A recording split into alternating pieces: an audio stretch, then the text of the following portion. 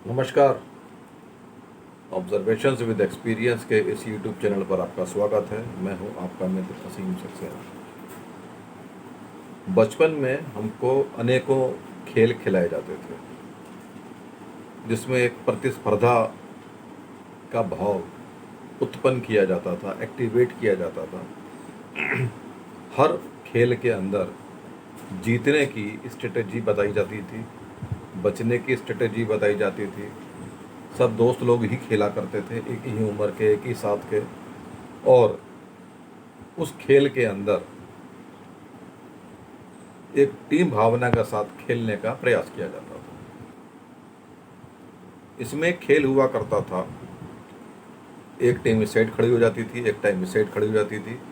बीच में एक राउंड बना के गोले का बीच में रुमाल रख दिया जाता था।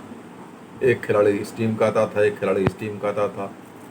गोले का चक्कर लगाते थे और एक आदमी रुमाल लेके भागता था। ये गेम था। और जो भागता था उसको दूसरा वाला उसके लाइन तक आने से पहले छूने का काम होता था। अगर उसने उसको टच कर दिया तो वो खेल ख़त्म हो गया, पॉइंट उसके मर जाते थे, वो पॉइंट इसको मिल जाते थे। और नहीं कर पाया तो वो पॉइंट वो ले गया। ये गेम होता था और खेल के अंत में देखा जाता था किसके पॉइंट ज़्यादा हुए। खेल में स्ट्रेटेजी हमेशा दो प्रकार की होती है। एक तो होता है पॉजिटिव, जीतने के लिए खेलता है, और एक खेलता है दूसरे को हराने के लिए। उसको जीतने से मतलब नहीं होता है, उसको ये होता है ये ना जीते।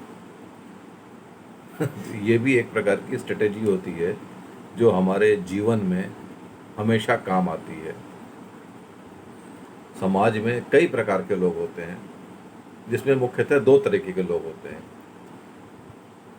एक तो वो लोग होते हैं जो आपको जानने वाले तो सभी होते हैं, उनकी बात हो रही है। जो आपको जानने वाले होते हैं उसमें दो प्रकार के लोग होते हैं।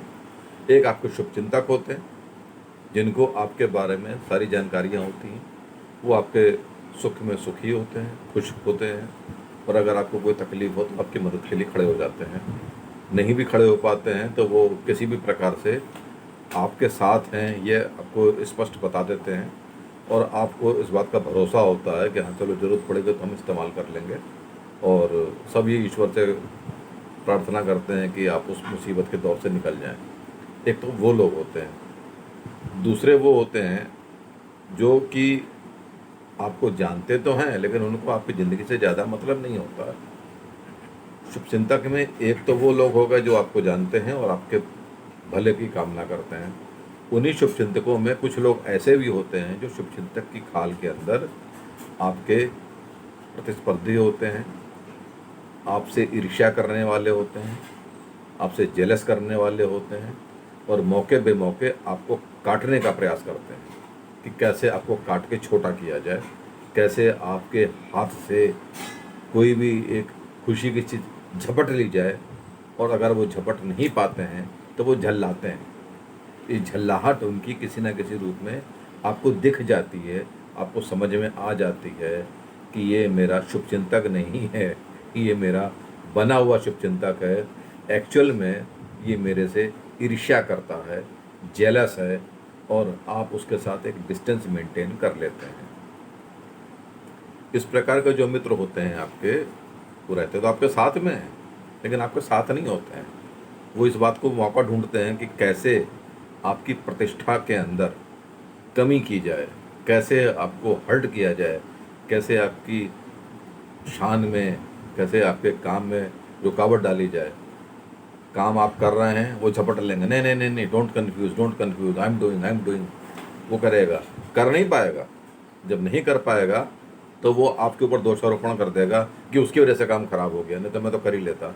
अरे तू नहीं कर सकता था भाई, मेरे को पता था, और मेरे ये भी जानता था कि मैं एक बार हट जाऊंगा तो तू भी नंगा हो जाएगा, तेरी भी असलियत सामने आ जाएगी कि तू इस लायक नहीं है। तो जो आदमी इस प्रकार की असफलता को झेल पाता है कि काम करने की तो कोशिश की, कर नहीं पाया, झपटा था ना, झपटने वाले को, लुटेरों को काम नहीं आता है, तो उसको झल्लाहट होती है।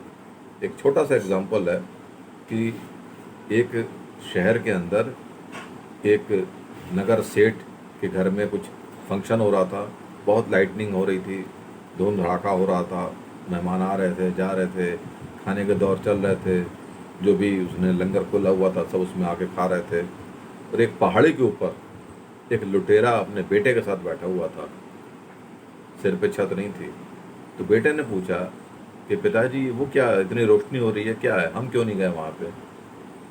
तो बाप ने कहा, जो लुटेरा था उन्होंने कहा कि ये घर यहाँ का धन्ना सेठ है, इसके घर मैंने पता नहीं कितनी बार चोरी की है, पता नहीं कितनी बार डाका डाला है, लेकिन इसके पास पैसे में कमी नहीं आई, और मैंने इसी को इतनी बार लूटा है, लेकिन मेरे सिर पे आज भी छत नहीं है। तो जो लुटेरे होते हैं उनके पास कुछ नहीं होता है, अपना कुछ नहीं होता है, और लूट के संपत्ति ज़्यादा नहीं चलती है। हमारे देश में भी इतने लुटेरे आए, चले गए। अब उनकी कहाँ पे वंशज है नहीं है, राम जाने भगवान जाने, जो भी है ठीक है। तो आपके मित्र अगर अपने दम पे कोई चीज़ बनाते हैं और हम भी बनाते हैं, तो हमारी मित्रता स्वाभाविक है कि हम दोनों एक ही रेस में दौड़ रहे हैं।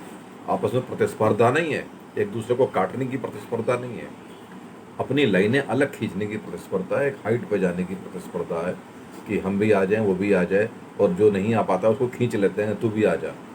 ये है टीम वर्क, ये है मित्रता। लेकिन अगर दूसरे को ढकेलने की बात आए, गिराने की बात आए, उसके उठते हुए को देख के आपके मन में ईर्ष्या आती है, वो शुभचिंतक नहीं होता है। ऐसे लोग झपटने और झल्लाने का काम करते हैं, जो जाहिर सी बात है फिर एक्सपोज हो जाते हैं। हाँ, हमको इनसे किसी भी प्रकार की नफरत नहीं रखनी चाहिए, इनकी प्रवृत्ति है, ये ऐसा ही करेंगे। और ये तो बहुत अच्छा है, शुक्र है ईश्वर का कि उन्होंने ऐसा किया, तो आपको पता चल गया, ताकि आप भविष्य में इनके समक्ष अपने पत्ते ना खोलें, बस बच के रहें, हाथ जोड़ते रहें, ये अपना काम करते रहेंगे, जहाँ टकराना हो टकराएंगे। हमने टकरा के अपना टाइम वेस्ट नहीं करना है, हमारा लक्ष्य क्लियर है, हमने अपने लक्ष्य की तरफ बढ़ते जाना है कछुए की तरह, और हम पहुँच के ही दम लेंगे। माना अगम अगाध सिंधु है, संघर्षों का पार नहीं है, किंतु डूबना बीच धार में साहस को स्वीकार नहीं। यहाँ तक देखने के लिए बहुत बहुत शुक्रिया। अगर सब्सक्राइब नहीं किया तो प्लीज़ सब्सक्राइब करें, लाइक करें, शेयर करें, कमेंट करें। आपका दिन शुभ हो। नमस्कार।